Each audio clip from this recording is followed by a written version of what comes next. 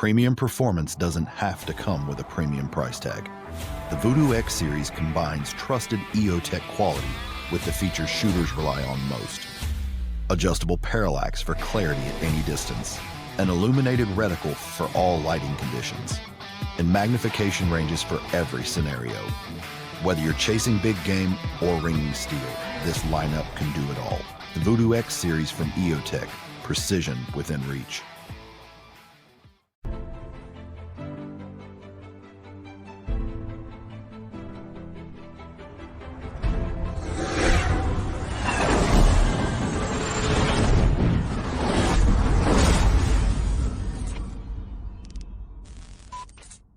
Welcome back, everybody. Welcome to Whiskey and Windage. And this week, we are joined by Jaguar Suppressor Company.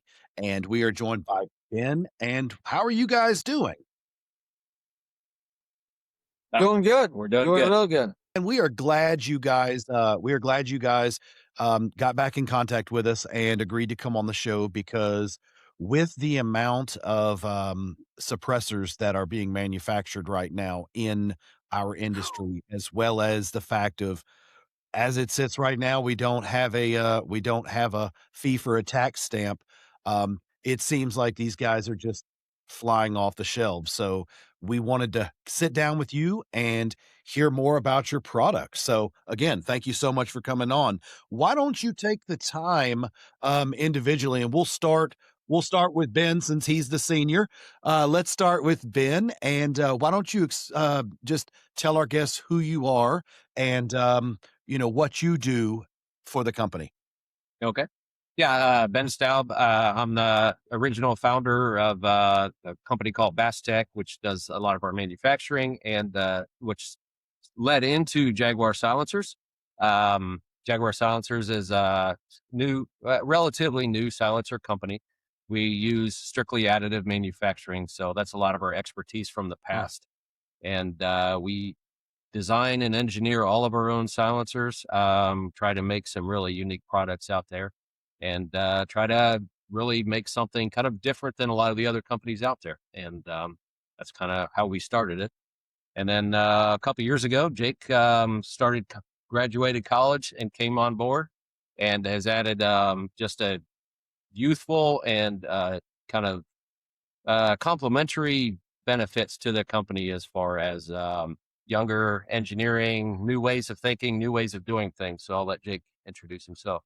Yeah. So my name's Jake. So yeah, Ben here he's kind of our senior engineering design. He came up with all the original intermittent flow is what we call our internally backlight system. So he came up with that, and he does the primary engineering design and everything. And I kind of compliment him and bring in some other theories and everything, and kind of do a lot of our marketing and just a lot help along the way as much as I can. So we make a really good team, and just trying to do what we can to help compressors.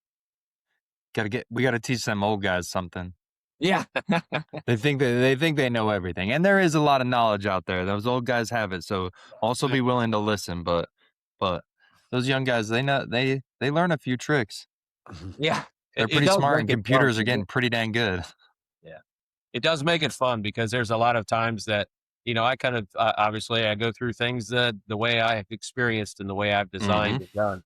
And especially, when you start running the company and you include the social media and all the technology that I just wasn't around. And then to have both of us being partners in it, and it truly is a lot of fun and very complimentary. Yeah, we kind of feed off of each other. I mean, we'll have some fun idea together and kind of spin off of each other, and it'll grow. And so it works it works well. We complement each other well. Good. I think it's really cool, though, because it's it's really cool that you guys started a business together, or spun off a business together. But at the same time, it's something that if you have the good family dynamic, going to work with your brother or your sibling or your dad or your mom or whatever it may be, that's just a really cool thing that you say you get to do every day. Not a lot of people do that. So I think it's really cool that it's still a family style business. That's awesome. Thanks. It's actually a tradition for us too. I used to work with my father in a where we did production tools for plastic injection molding. So kind of grew up in the trade, learning from my dad. So it's kind of fun that way too. That's Oh, that's rad. Well, that leads us right into our first segment, gentlemen. This one's just for fun. We like to ask AI about our guests to see what AI has learned. This week's Ask AI is brought to you by our friends over at Wheeler Tools. That's a sound done right. Scope rings, mounts, handguards, locked in with exact torque. Wheeler Fat Sticks don't guess, they deliver. Every click means you're dialed, not overdone. No strip threads, no compromise, just precision. Wheeler Fat Sticks. Hear the click, trust the build.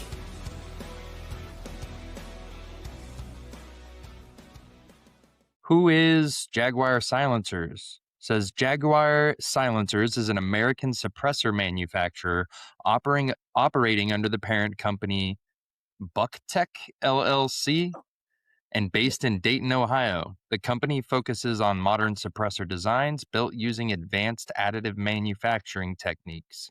Jaguar suppressors are commonly produced from Inconel, a high-temperature aerospace alloy known for its durability and resistance to extreme heat generated during the sustained firearm use. The brand emphasizes free-flowing internal designs intended to reduce back pressure and improve gas management compared to traditional baffle-style suppressors. What'd you guys think? How close is that? Did they miss any? That's pretty good. The AI kind of nailed that. I'm not Yeah. gonna lie. Yeah. They do a really good job sometimes just scraping the internet and finding all the details out. But Yeah. I think it's always pretty neat because sometimes AI will get it really wrong. And most of the time it's pretty good, but it's always funny when it's wrong. So for this for this one we kind of got it right. So you guys both talked about it, and Ben, we talked about it a little offline before we got started, but for our listeners that are hearing the name for the first time, we mentioned the parent company that is in the aerospace, but why don't you talk a little bit about how you guys decided you were gonna dive headfirst into suppressors? Sure. So, we actually started producing the first silencers in 2019, and we were doing it for another company. But through that, we gained a lot of experience, and we're firearm enthusiasts and such already. So it was kind of a natural dive into suppressors. Um, Through that, we gained a lot of experience. We started doing our own designs to improve upon the designs that were coming to us already. And through that, just we started doing the testing. We were doing manufacturing. We were doing distribution. And quite honestly, that company we were working with kind of went their own way. And so when that happened, we decided we have our own concepts, we have our own designs, and enough experience that we started testing and doing our own versions. And they actually were outperforming what we were building for other companies. So when that happened, we started working and doing kind of a test to working with some friends in the industry that we knew, and they went over really well.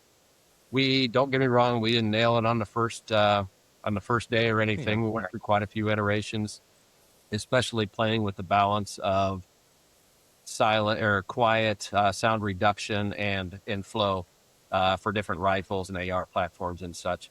And gained just a ton of experience and working with especially some guys in the LE industry that just have a different level of experience than I did for really abusing firearms and silencers. And it turned out to be a really good setup, and we built some great relationships. And we started doing private label for some other companies out there that are using our technology under their brand names. And then when we did that, we also started to parallel the Jaguar silencers. So we actually have quite a few silencers on the market that are not known as Jaguar. We actually somewhat did the Jaguar name secondary, just because that's kind of the way it worked. We were started doing some LE work under private label, and it was almost uh, it was almost, I don't want to say less important, but because of spinning that relationship up, we spun up Jaguar name a little later. So yeah, so we're relatively newer in the industry compared to some of the big names out there, but have a ton of experience. And what's fun about it is we design everything that we do on a silencer is in our facility. We have a roughly 32,000 square foot facility in Dayton, Oh Ohio. wow. We design, manufacture, test. Other than shooting, we have to go off site. But the even finished painting, Cerakote, everything is all done in one place. So we have full control of our manufacturing and all. And it keeps our technology in house, keeps everything kind of a really nice, tight operation. It's a lot of fun to do. Mhm. Awesome. So Ben, we were talking offline just a little bit, and I guess to the suppressor market, 3D printing or metal 3D printing is fairly new, but it's a technology that you have been playing with for quite some time. So I guess to make this transition, you must have been able to identify some sort of hole in the market, or what was the final thing that was like, okay, we are going to make suppressors as its own brand and do that for ourselves. What hole in the market were you trying to fill? It was really um, so there's two things. One is we have very much an entrepreneurial spirit where we really like to do it. So, launching our own Awesome. brand and that is just exciting and fun. But beyond that, it's using the additive technology is a lot of advantages over more traditional silencers. So using the additive process lets us use materials that are very difficult to machine and very difficult to make in other ways. The examples of that are the best ones are, titanium and Inconel 718. So we can do things with that material as far as thin walls and geometries inside, and that wouldn't be extremely difficult or almost impossible to make through a traditional technology. So one of it's the materials, or one of the benefits is the materials. Another one is that we can make geometry inside that makes the best suppressor, not necessarily the cheapest suppressor. So you're looking at, I mean, we all know there's been a lot of really good suppressor companies out there for a long Oh time. yeah. Um, so to be different, we wanted to stand out. So having the technology that works really well, in our opinion, we have a really nice combination of sound reduction and free flowing technology and easy breathing technology for that silencer. So you don't get the gas in the face, your guns operate properly. It's just a lot of ways. So we looked at that niche and said, yeah, I think we can put out a better silencer. And then the other part of it, that from the very early days, we agreed that we wanted to do something a little different. Instead of every one of our silencers looking the same as everybody else's, we have multiple textures. We have some unique designs and pockets that are best for the gas flow and best for the performance, not necessarily best for making them fast or making them cheap. Mm. So Okay. that's kind of the side of the market we went to. We wanted to be a little different, look a little different, feel a little different, have a unique name compared to a lot of them out there, and just kind of do our own thing on it, if that makes sense. Yeah, it does. It does. And Jake, I want your opinion on this because, you know, you're not fresh out of school, but I mean, you're probably the closest to that gap than from the other ones of us at the table right now. Yeah. So I want to I want to ask you, when you guys were doing the OEM or the white labeling for other suppressor companies, and all of these things came in before you guys actually really kicked off Jaguar, you know, were you looking at some of these things? And I'm sure Ben was the same way, but, like, did you approach it like, "Hey, this is what the client wants, so I'm gonna build this and move on," or after you followed their plan and did what they wanted, you thinking, "Oh, man, I think this would work way better if they would have just done this and this." But I mean, of course, you're not going to tell somebody to change their designs, but were you already, or do you guys already look at some of the white label stuff and say, oh, we think we could do that better? Well, that's kind of a tough question because a lot of the white label designs we did, there are designs. We Huh. just kind of changed Hmm. the outside of the suppressor. So Okay. they just looked a little bit different, but they're actually our internal designs. Okay. Okay. So I guess then, because I didn't know if you guys, because I know other companies, and I won't name them because this is your show, but other companies will have engineers in house and no manufacturing capability. So these engineers design something, send it off to a company who actually manufactures that suppressor for them and sends it back, and they do their testing and say, "Okay, cool." So I didn't know if you actually had that opportunity where people were sending you basically their file packets and saying, "Hey, make these." So we have done that. Yes, very much so. We have indeed done that for quite a few separate companies, and they've all had really good designs as well.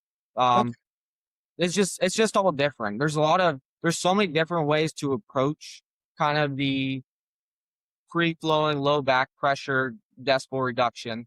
There's so much you can do with additive manufacturing to make different designs. And so a lot of the companies we have made them for, they worked very well and they were good, intricate designs.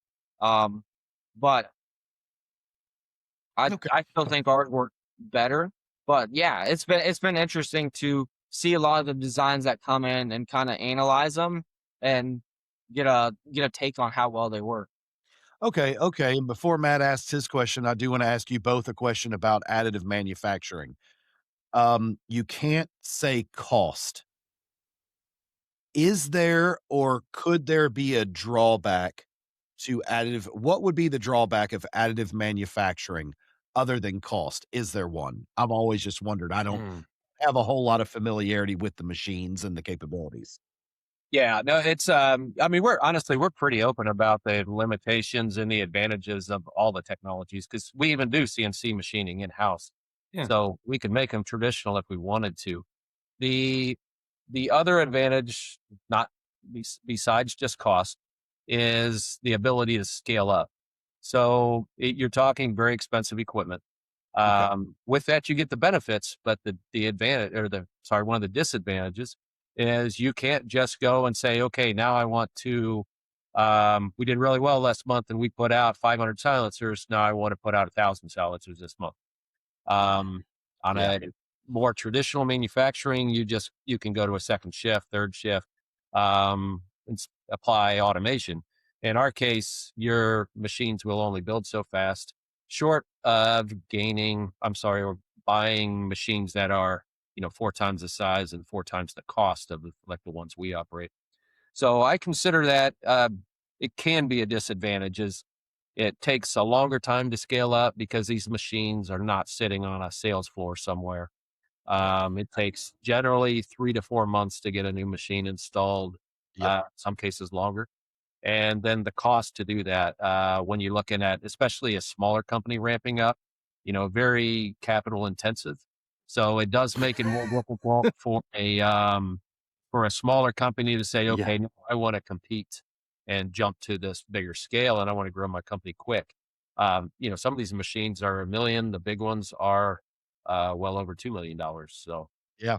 Yeah. And that's people don't take that into consideration. And also, you've got the magic money, you've got the $1,000,000 cash to buy another one, and you gotta figure out, do you have enough, just the little stuff. Do you have enough power at your facility? Are you gonna Mm. have to upgrade your service? What do you gotta do with that? What do you gotta do with space? Do you gotta build a new part of the building? Because they do take up a lot of room.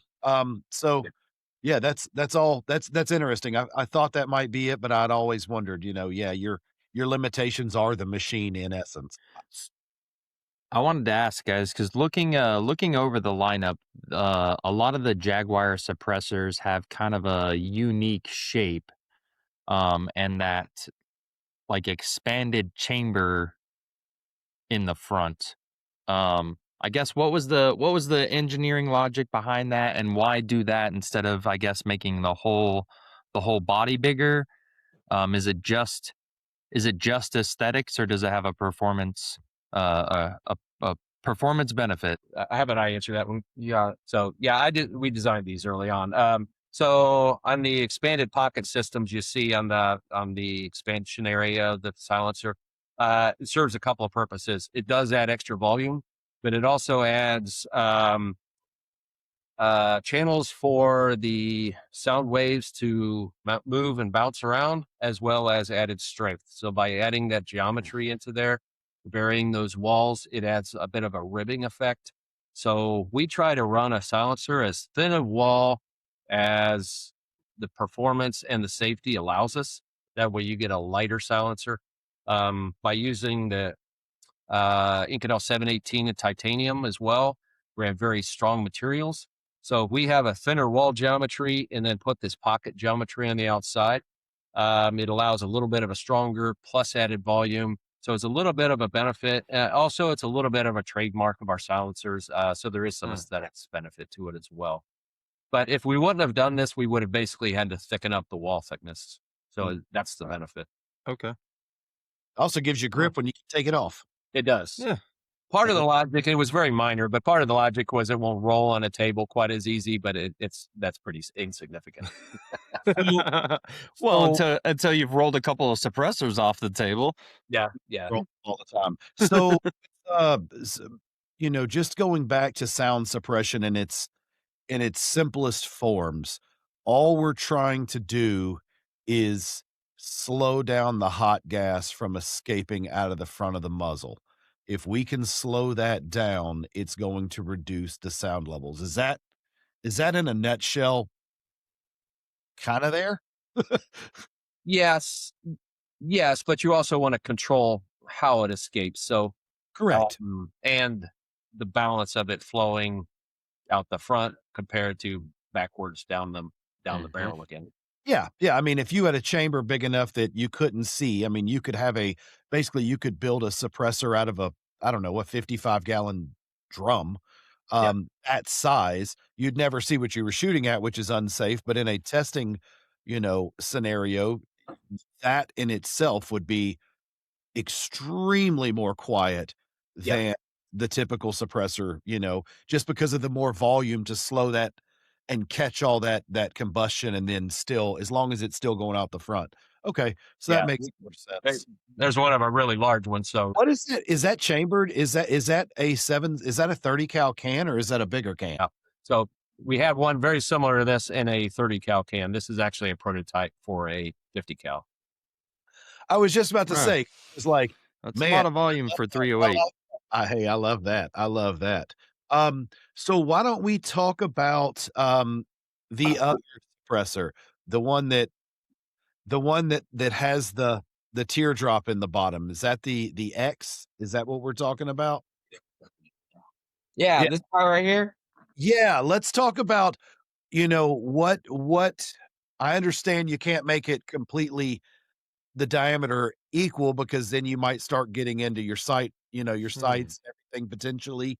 But why bring it down the bottom? What's your thought processes on that? I think it's a really cool design. Yeah, exactly. So starters, it's pretty cool. It's unique. Something I don't know if other guys doing.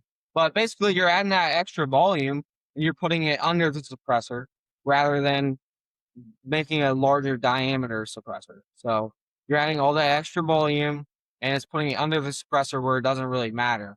And it just adds up to lower pressures in the suppressor, which adds up to quieter. So we're making, instead of adding to that length as well, we could add to the diameter or we could add to the length. The X series performs generally really close to the same sound reduction as our Max series, which is usually, depending on caliber, 1.5 inches to 2 inches longer. So you can shorten the silencer, have that expanded volume underneath, and then, have that benefit of that shorter, smaller silencer. Yeah. So I was going to say, a lot of people, sorry, Matt, I just want to ask this one last question. A lot of people that shoot suppressors, they worry about that decibel rating. And then you have the other guys that worry about the tone. I'm somewhere in the middle. I like knowing a decibel rating just to get me in the game. If I see something that's extremely high in a class, I'm like, "All right, well, I'll still look at it, but I'm probably gonna choose something different."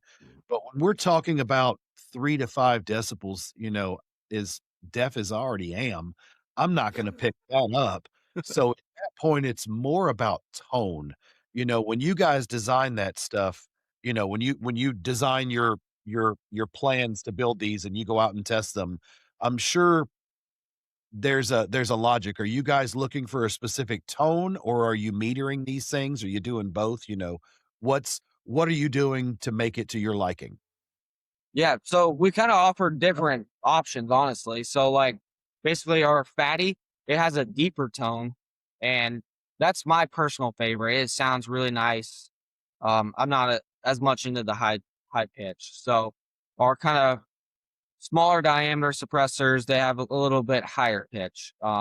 So it's just kind of we offer all around the board kind of. Our X series also has a little bit of a deeper tone as well. So I think the deeper's more easy on the ear, at least it is Yeah. for the Yeah. deep tone. That tingy, that high pitched ting is it could be 10 dB quieter allegedly, but it still hurt my ears more.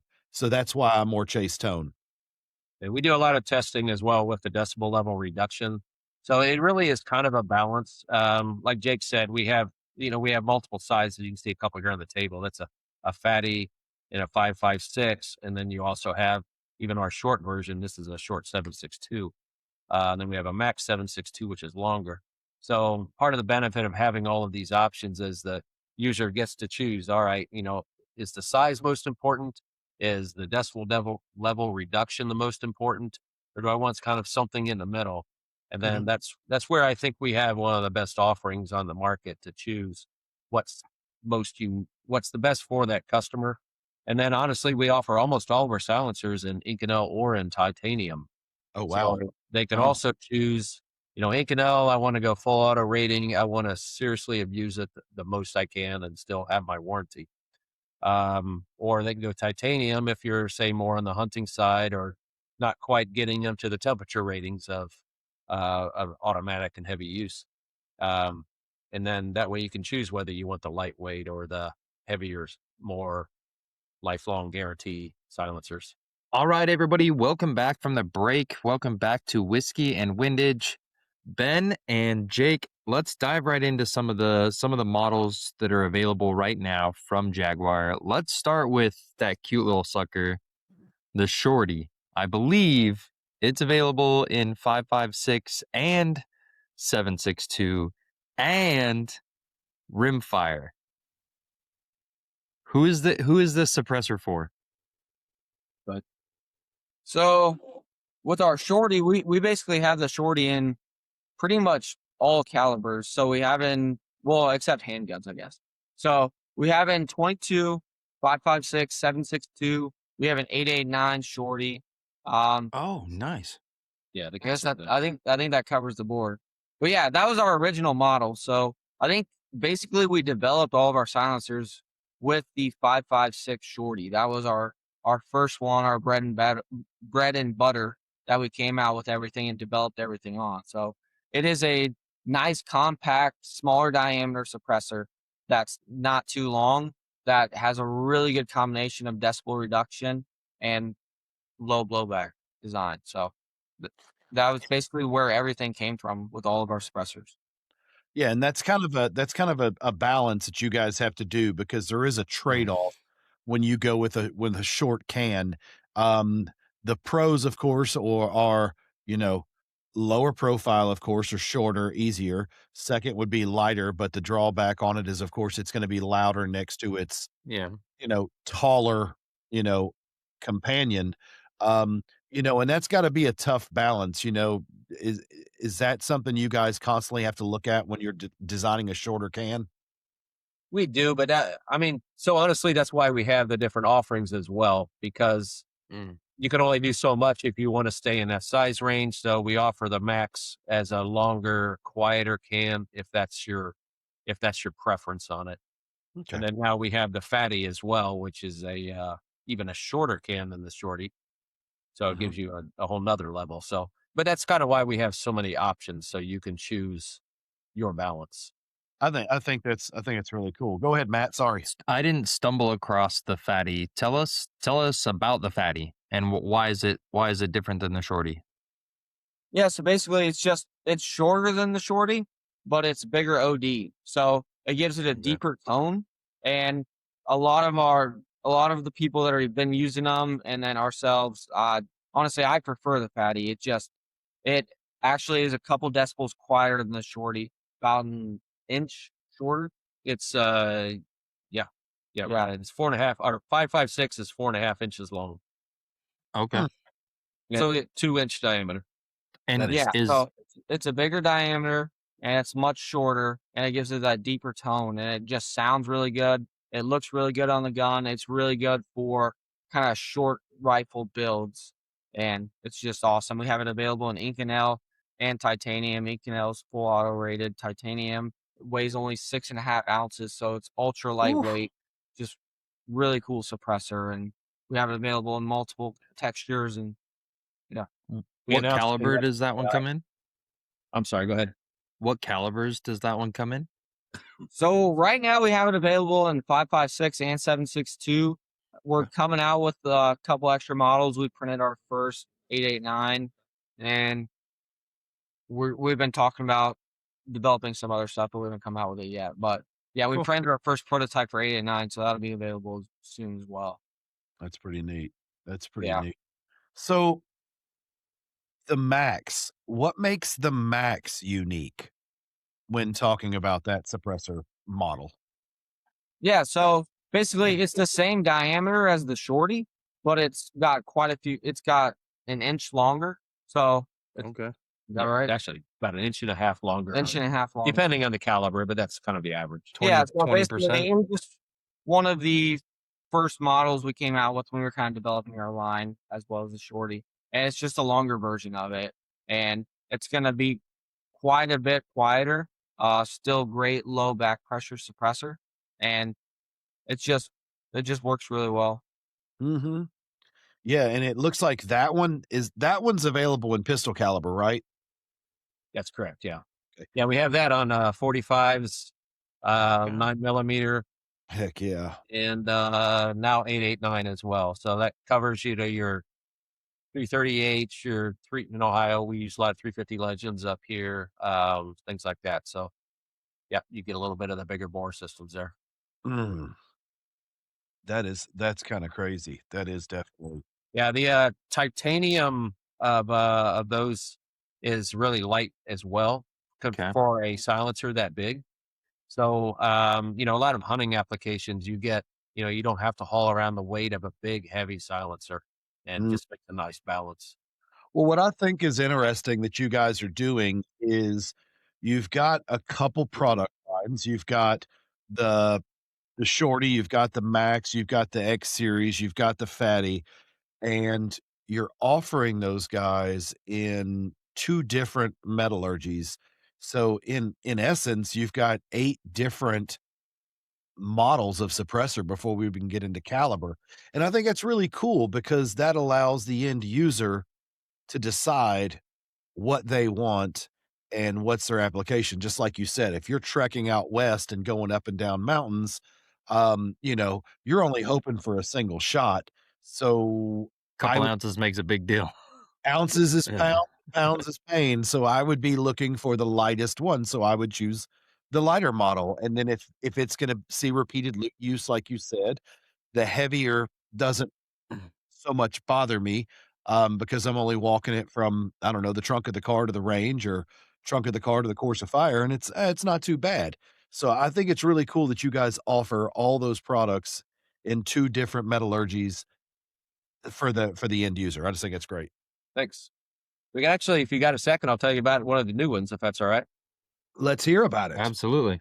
So we actually had our first ones on display up at SHOT this year, but this particular one is a 7.62 hunting series. So it's a 7.62 can, titanium, so it's very lightweight, but it also has a recessed barrel.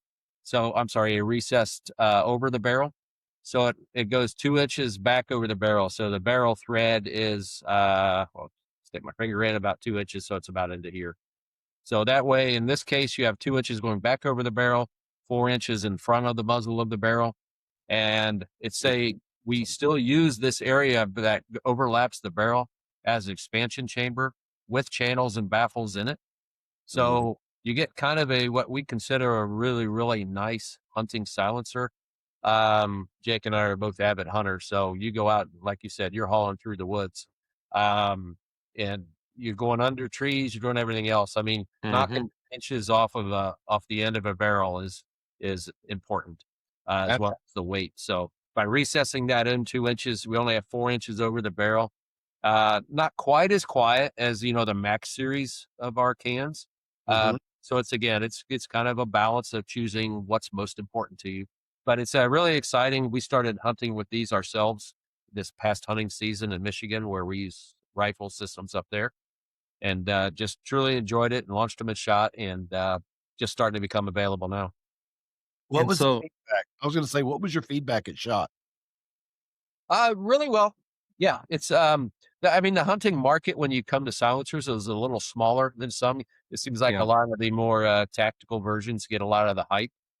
For the guys that were the hunters, it was very, very well accepted. I think it's just unique, and I think I like the pattern like we talked about, the Jaguar camo, and I like everything that went into it. That just seems like it would go perfect on a bolt gun in a stand somewhere. Yeah, or thanks. trek on a mountain. I think it's going to become pretty standard, I think, for a lot of folks, especially now as the cost of entry into suppressors is less and less. If you're out hunting and have the ability to cut down on the noise, it makes you a better hunter. It's safer to everyone who might be around you. If are got that buck fever and your ear protection slips off, you might not absolutely blow your eardrums out if you also got a can on it. And then it seems like it's kind of a trend, but it's a cool one to follow. Of now we've got bullpup suppressors where half of the suppressor's volume is behind the muzzle, and I'm really excited to see about all the growth across the industry.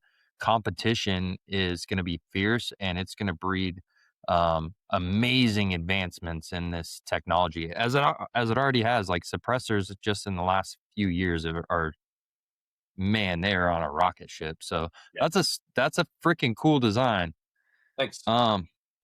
Take us into the Max. Is it?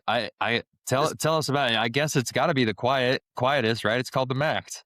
Yeah, so it is the quietest suppressor we make. It has the best decibel reduction over the Fatty, the Shorty, the X series. The X series comes close to it, but it is not as quiet. The advantage of the X series is the shorter length. So, yeah, just that extra length, those extra baffles in there, they do a lot. So it's just hard to beat the performance of the Max series. But yeah, basically the advantage of the smaller suppressors is you don't have that big of a profile on there. Yeah. So where does the X fall in? Where is that? Is that under the Max? Is that over the Max in your eyes as far as sound reduction? Where does what separates it from the others in your group? So sound reduction, basically the levels are the Max is going to be your quietest, the X is going to be second quietest, and then the Fatty comes in third, and then the Shorty is going to be the least decibel. So we saw it earlier, and it's got the teardrop on the bottom, which is really great. What, in your opinion, how has the feedback been on that? And I think you've got, what, 3 different models of the X? Is that correct? Or 3 different calibers? Yeah, we've got it in 22, 5.56, 7.62, 8.89. We've got a 450 version. Do we have any others? Let's 9 go. millimeter. Yeah. Wow. So which one, I guess, is the most popular so far? Probably the 9 millimeter, I would say. I think it would be the 9, and the 9 and the 22. See, and you asked about how it's received. That's a funny one. It's actually, especially when we go to shows and you get it's like a love or hate with that design. So we kind of enjoy hearing it when we go to shows. We expect it now, but we literally been told, that's the dumbest thing I've ever seen at a show. And then at the same time, you get other guys coming up. It's like, man, I absolutely love it. It is a little bit different because you do have to index it today for multiple different guns. Mhm. Then, you do have to index it every time you put it on. Mhm. So the people that don't want to have to mess with that, then, it's not a case for every type of firearm out there. So if you're putting them on a gun and that's going to stay on there and you're taking it off not very frequently, then it works really well. So the performance on a shorter package works really nice, but you do have that hassle of having to index it. So they do come with Heresy Design indexing washers, which work really nice. But it does take a minute or two to put them on there. And so it kind of has its unique place in the market. But it is funny how, you get some people that think it's the greatest and other people that can't stand it. So it's funny. I haven't really given it too much thought, and I personally don't mind it. And the reason I don't is because if you've ever, if anybody listening has ever shot, I don't know, 50% of the shotgun suppressors that are Yeah, out on the they all market, look like that. Yeah. they're already doing that. And They need the volume. they're taking advantage of the volume in an area that it doesn't matter. So for you guys to do that, is that going to work on a MP5 SD or a tucked can in your AR handguard? No. But if it's going to sit proud of that and you've got the room for it, that additional space is going to give you, lower sound. So like lower decibels. So it wouldn't bother me. I'd shoot it. As soon as you said 450, I was like, man, that would be sweet on some Magnum lever guns. Mhm. Like I got an old 444 in here that would probably eat out of that thing. Oh yeah, nice. Yeah, That would I be bet good that would. setup. I bet it would love that. So, Yeah. so, gentlemen, tell us about, I guess, overall caliber coverage. Some companies right now are going to start with rim fire and kind of work out into 5.56, and that's as far as they go. What made you want to basically make your entire product line available in such a wide variety of calibers and metal types? We just like to offer it all. We like to try out new stuff, test it, and get it on the market. Yeah, we're kind of addicts for this though. It's we started out with the basic ones, then Jake and I literally do almost all of our own testing. I mean, we get a lot of feedback from others, but we test everything ourselves. And we do hunting in Ohio here, so it was kind of natural for our customer base and for us. There's a lot of people that use 350 Legends here. Then the popularity of an 8.6 and a 338. So it was kind of a natural for us to start going into what we call the 889 series to handle anything 350. And then starting to get into even some of the bigger bore. We're doing a 50 cals now for a 50 cal BMG, as well as a 50 AE for a Desert Eagle. Let's go. That's awesome. So Well, we're working on both of those right now. So, walk me through it. I'm kind of going back. We're talking about caliber coverage here, but it also kind of plays to the calibers you offer as well as the material. If you want to swap from Inconel to, um, you know, another material, is that in essence basically just cleaning the machine out and getting the powder out of the hopper and adding more powder in? Or is it require different tooling? And the reason I say that is because I like how you guys are offering it in both, and I'm wondering what kind of downtime that does to you guys, or do you have a machine for this and a machine for that? You know what I mean? It's like it makes sense. I'd have pounds of powder laying around. I'd be making stuff out of I'd be mixing them together and it'd I be all messed I up. I would I'd be Tony Stark in It'd be that messed up. and, hey, we're gonna try it with this and see what happens, and for R&D, I just didn't know how it was with that with the powders. Yeah, so when you change between powder, you obviously have to clean out the entire machine because it's metal powder, so it gets everywhere. So if you do not clean out the entire machine, then you're getting cross contamination, and you're not dealing with a pure alloy to an extent. And then basically the biggest change is just the machine parameters. So with all of your additive machines that you're getting, you can pretty much run most materials in them. But the different settings are how the laser basically welds that powder bed together. It's going to be different on every part, and there's different speeds and laser settings, and there's different laser settings for basically what part it is lasering at the time. So there's like down facing surfaces where it's basically you say you're lasering the down facing side of a baffle. So when that baffle is building at, let's say it's 45 degrees, that setting is going to be different than if you're building a straight wall up. So there's just a lot of different settings that go into it. And you can get those settings from the manufacturer, or you can kind of tune them yourself. We do a lot of tuning ourselves to kind of perfect it to where we get the quality we want. But that's basically the big thing between going from different materials is the different parameters for that specific alloy. Yeah, TIG welding on steroids. Yeah. Different amperage, different fillers, different A little diameter. hotter here than there. Little Changing the materials out is also there's some safety factor involved as well. So I'm we sure. do have multiple machines set up for Inconel, and we have different machines set up for titanium. It takes about 12 hours to swap between the two. Yeah. So we have done it. It's not something you want to do much because you're basically down more than a day of just pure labor before you can operate again. Yeah, materials like titanium's a reactive material, and airborne titanium and fine metal powder is extremely dangerous. Yes. So there's a lot of safety concerns on how these are handled.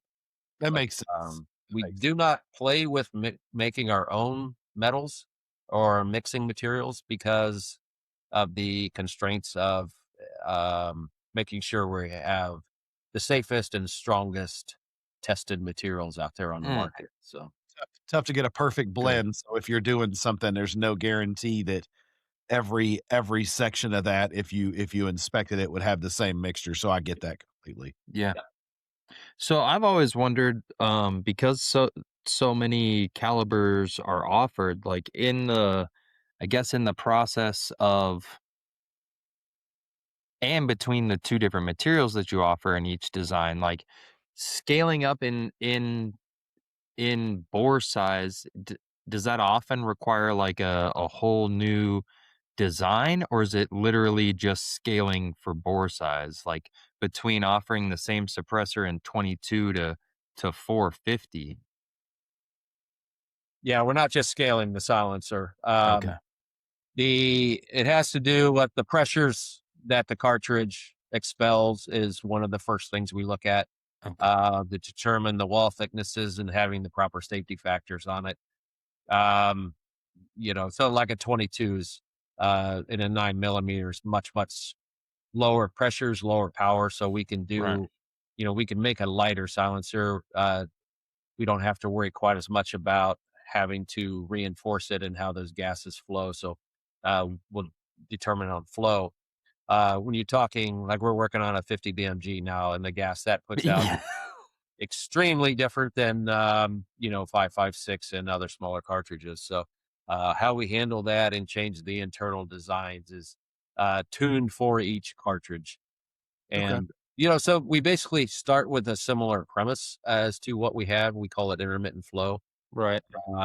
There are a small baffle system in the center, and then we direct those gases, and then depending on the cartridge and the amount of volume and the pressures will determine kind of what obstacle course we put those gases through.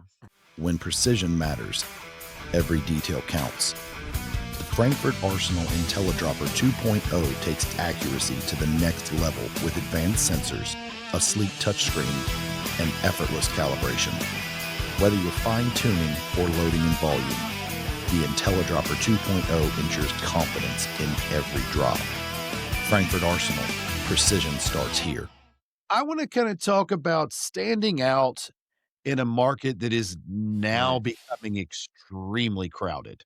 So it's it seems like, um, Ben, I know you'll get this. It seems like Oprah Winfrey's out here. You get a suppressor company, and you get a suppressor company, and you get a suppressor company.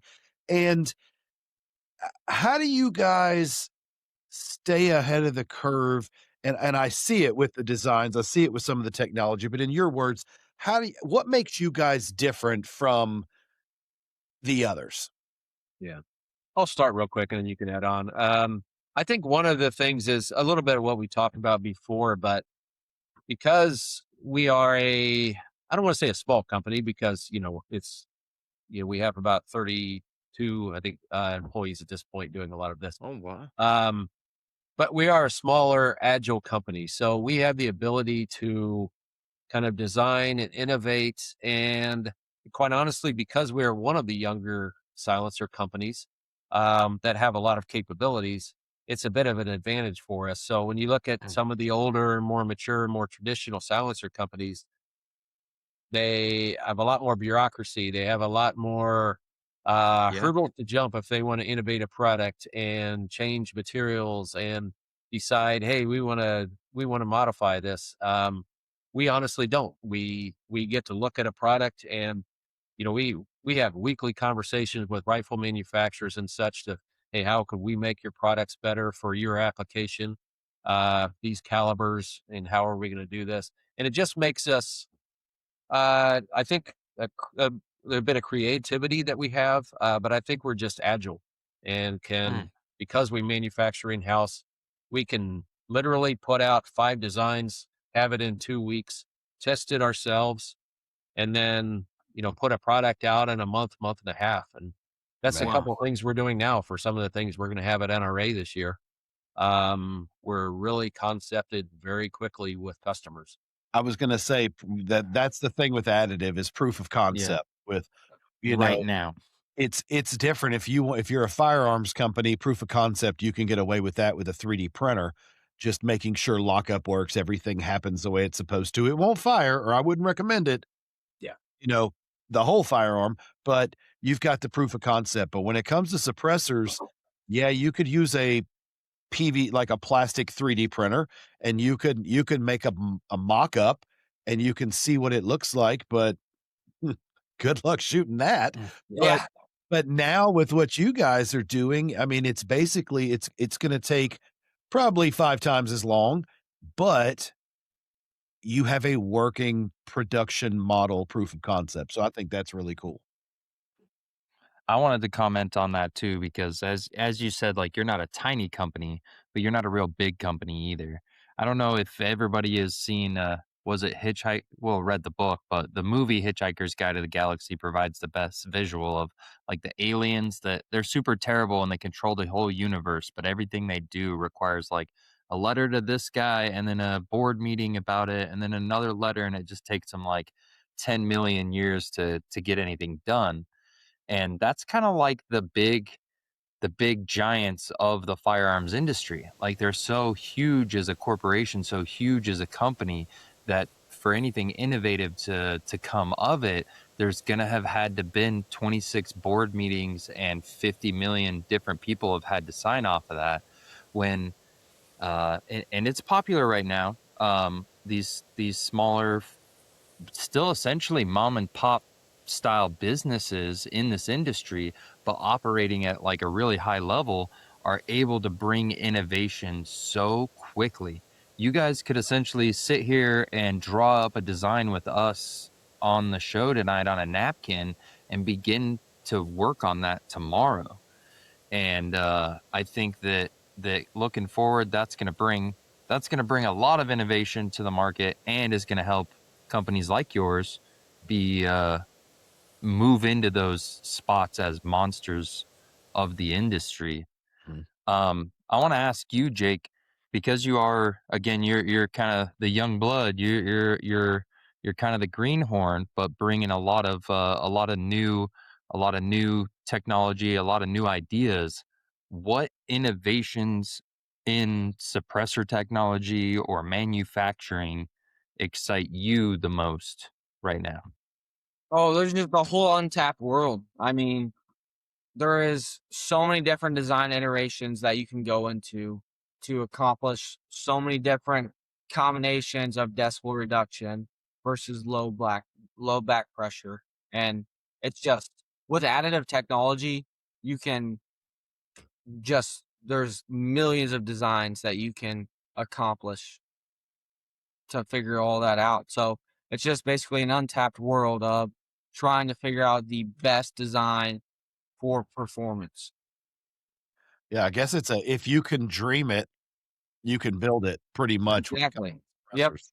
Yep. As long as you know how to design for additive, that's the trick, is because you can't just make any CAD model and build it. You have to basically design it so it's possible to build it, because everything has to support itself and work with 45-degree angles is basically the magic number on everything. Yeah. But yeah, I mean, as I said before, there's just so many different combinations of different geometries that you can do to come out with different effects in performance. So Do you, just do you think really that's also cool.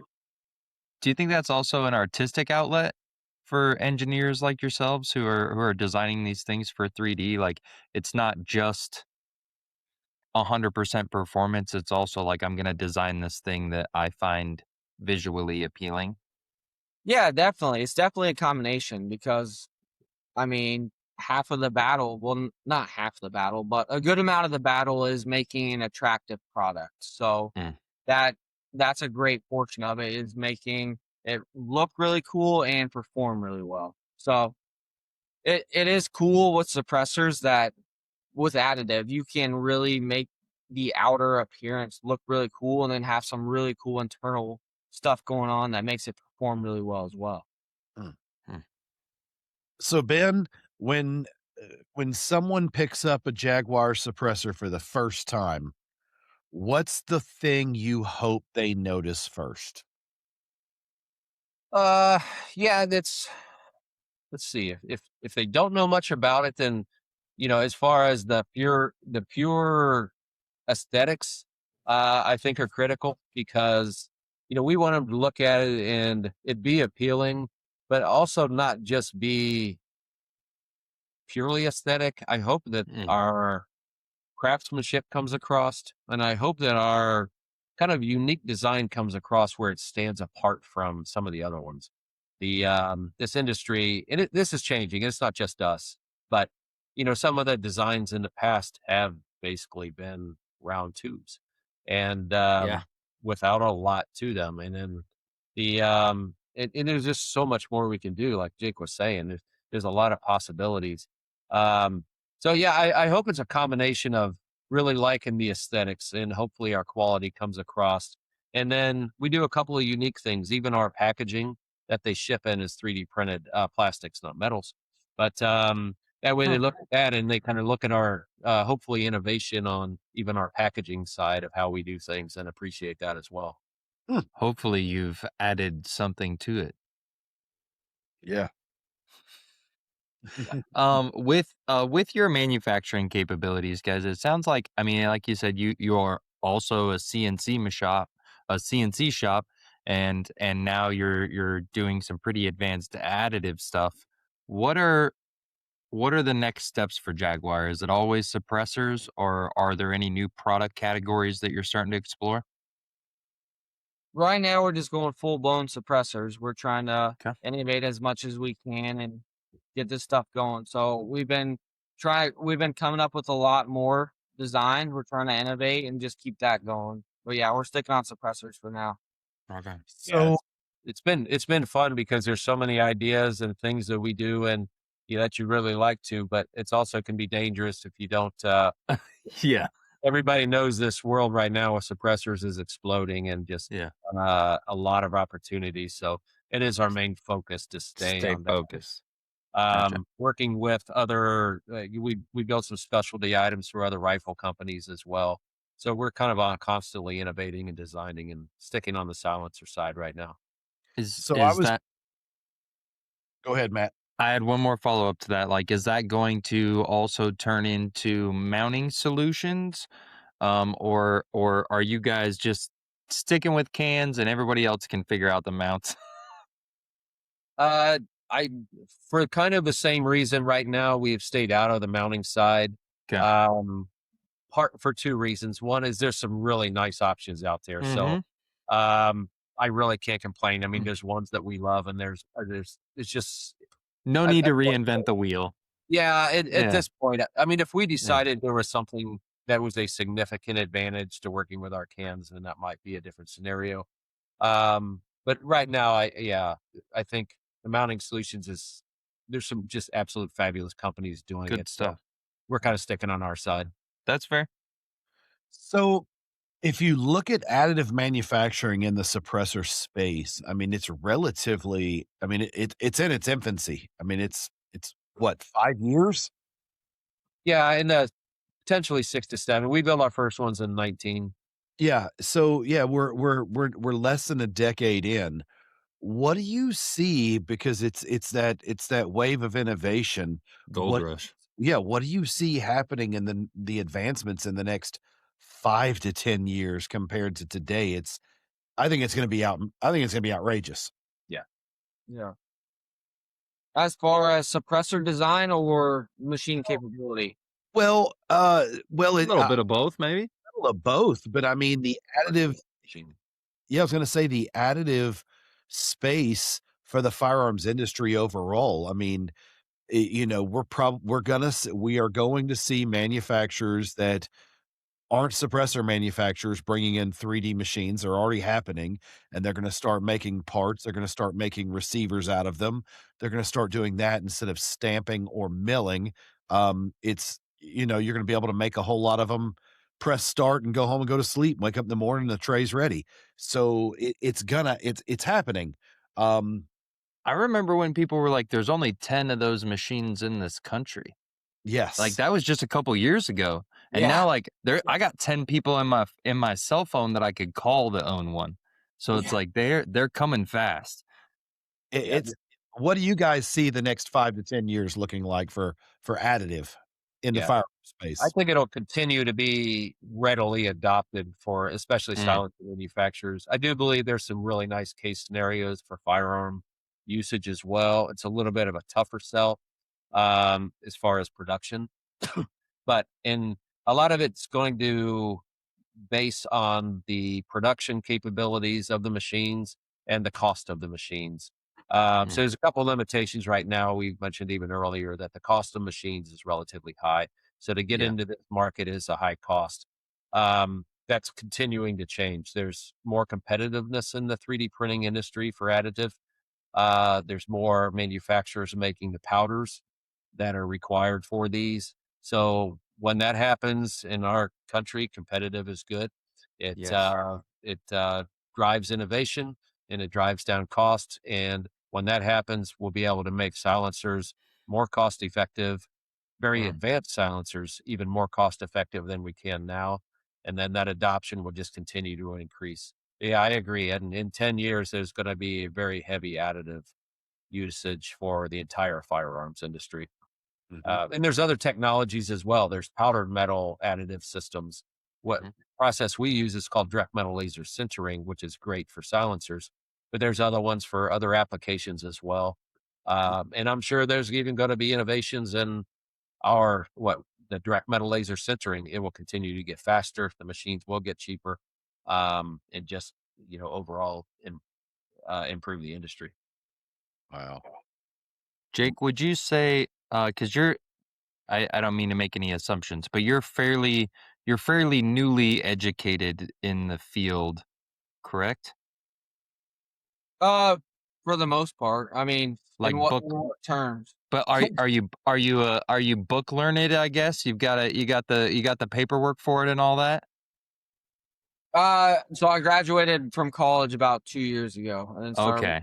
full time. That's what I was looking for. Yeah. So I remember from school that you would learn you learn about history, of course, but you also learn a little bit about looking forward in the future. And I would think in an engineering degree that would be pretty important. Like, is there is there already something beyond this that all of this is going to lead us to, right? That you learned about in school. Not that I'm aware of. I Okay. mean, additive manufacturing is kind of on the We're at cusp. the pinnacle. Yeah, we're on the pinnacle right now. I haven't heard of anything that's beating it right now. If it is, we're gonna start making silencers that way real quick. Heck yeah. I love that. But yeah, that's all I know of right now. Well, Matt, I think it's that time. I think you're gonna have to do a group, and I think you're either gonna have to do 3 and 3, or I'll let you decide. But we got to get an even amount here. All right, let's do 3 and 3. So typically, gentlemen, at the end of every show, we like to do another little fun segment. All of us here, we're just gun nerds, really, and we're all just come together to talk about our hobby that has led us into financially crippling collections and side ventures. But we're all just gun nerds, really. So we all kind of secretly judge each other based on the types of stuff we like to shoot. So we like to do a top 5 guns. We've got 2 guests with us, so I don't want to make it too long, but we're going to split it up. We're going to do 3 and 3. So we'll go ahead and start with Ben. And the rules are the NFA doesn't matter. The cost of ammunition doesn't matter. It's not the zombie apocalypse or World War III, but you kind of have to cover all the types of shooting you like to do. And you only get 3 guns, Ben. So what 3 guns are you So taking my with you? Top guns that I like. to Yep. shoot? Yep. If you could All only right. have 3 of them. All right. So I'm I've traditionally been more on the hunting side. So my lever action Winchester 3030. I've been hunting with that for so long that it's Classic. kind of part of me. So that's definitely one of them. This past weekend we took out this is going to be recent and it might be biased, but we took out a Thompson 50 BMG over the weekend. And that was just so damn much fun that I don't know that I could not put it on the list right now. So Right on. You for that one. yeah. Other than that, I've been having a lot of fun. I kind of bought into I shouldn't say craze, but I've been building a 6.5 Creedmoor that I've been kind of constantly changing for the last couple of years, model Nice. 700. And that's kind of been my other passion. I've been building and playing, and then I keep changing things and put more money into it for some reason. So Gotta have a money bit. yeah, that's probably going to be mine. So I love that. Jake, what's yours? top 3 guns to shoot. 5.56. I like shooting 5.56 a lot. That's In a a lot of gas fun. gun? Mm-hmm. You said what? I said in a gas gun? Yeah, Oh, like In an an AR? Yeah, like in a Oh, modern yeah. sporting rifle? Okay. You betcha. All And right. then 7mm PRC. I've been having a lot of fun shooting that long range. Been hunting with it this past season. That was a lot That's of Mikey's new baby. That's my new one. It's right. That's my new Seekins right here. Oh And- yeah. Yeah, that 7 PRC is. Those things, they don't mess around. They don't. Yeah, and then 300 blackout subsonic with the suppressor on it. All right. Oh man, yeah, you can't beat that. That's so much Yeah, fun. when you got a bunch of testing to do, I'm sure. Yeah. Yeah, having When you a get the 3. bolt louder than the actual shot going off, that's when you know you're having fun. Mm-hmm. Yeah, that is definite. That is definite for sure.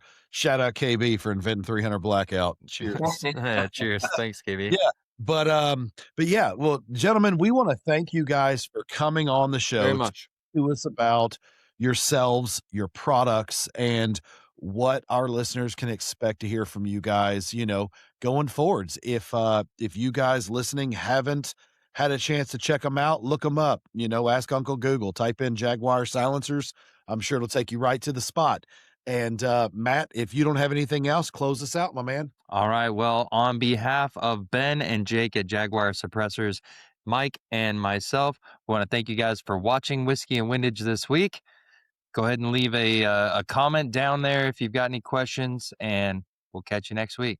Thanks, y'all. Thank you guys.